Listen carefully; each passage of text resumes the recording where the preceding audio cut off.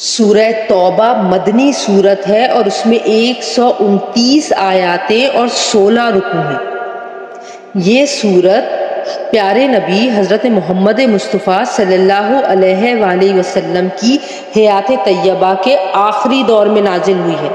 اپنے مضامین کے اعتبار سے یہ پچھلی سورت یعنی سورہ انفال کا تکملہ ہے۔ غالباً اسی لیے عام صورتوں کے برخلاف اس سورت کے شروع میں بسم اللہ الرحمن الرحیم نہ نازل ہوئی نہ لکھی گئی، اور اس کی تلاوت کا بھی قاعدہ یہ ہے کہ جو شخص پیچھے سورہ انفال سے تلاوت کرتا چلا آ رہا ہو اسے یہاں بسم اللہ نہیں پڑھنی چاہیے۔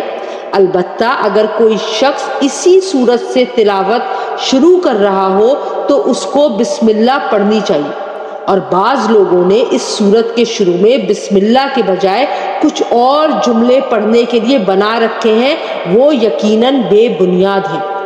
اوپر جو طریقہ لکھا گیا ہے وہی سلف صالحین کا طریقہ رہا ہے۔ سورہ توبہ فتح مکہ کے بعد نازل ہوئی تھی۔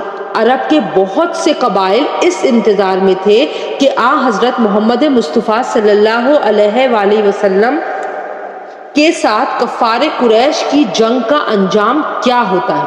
جب قریش نے حدیبیہ والا معاہدہ توڑ دیا تو پیارے نبی حضرت محمد مصطفیٰ صلی اللہ علیہ وآلہ وسلم نے مکہ مکرمہ پر حملہ کیا اور کسی خاص خون ریزی کے بغیر اسے فتح کر لیا۔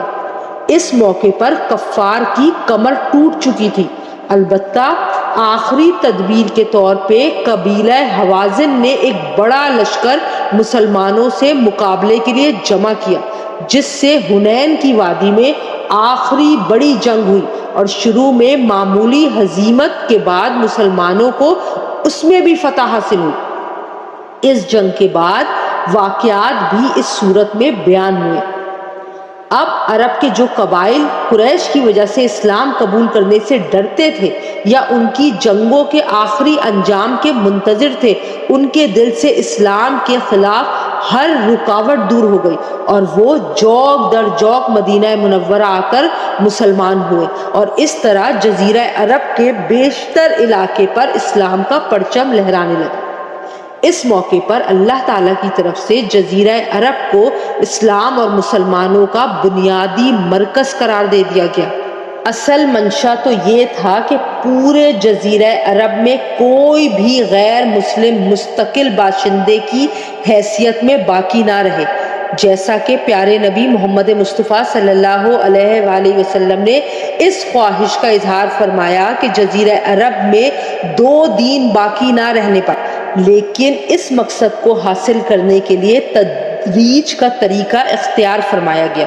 سب سے پہلا ہدف یہ مقرر فرمایا گیا کہ جزیرہ عرب کو بت پرستوں سے خالی کرایا جائے۔ چنانچہ جو بچے کچھے بت پرست عرب میں رہ گئے تھے اور جنہوں نے 20 سال سے زیادہ مدت تک مسلمانوں کو وحشیانہ مظالم کا نشانہ بنایا تھا، ان کو اس سورت کے شروع میں مختلف مدتوں کی مہلت دی گئی ہے، جس میں اگر وہ اسلام قبول نہ کریں تو انہیں جزیرہ عرب چھوڑنے ورنہ جنگ کا سامنا کرنے کے احکامات دیے گئے ہیں، اور مسجد حرام کو بت پرستی کی ہر نشانی سے پاک کرنے کا اعلان کیا گیا ہے۔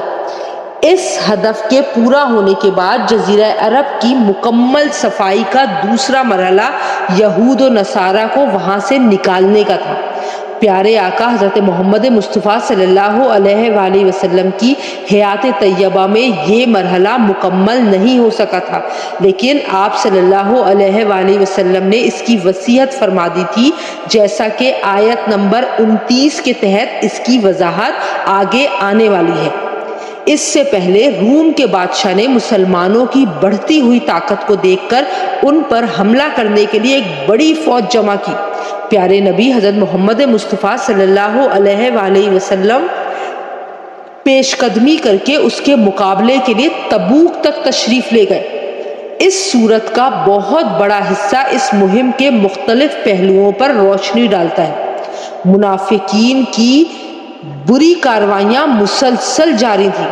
اس صورت میں ان کی بدعنوانیوں کو بھی تشت اذبام کیا گیا ہے۔ اس سورت کو سورہ توبہ بھی کہا جاتا ہے اور سورہ برات بھی۔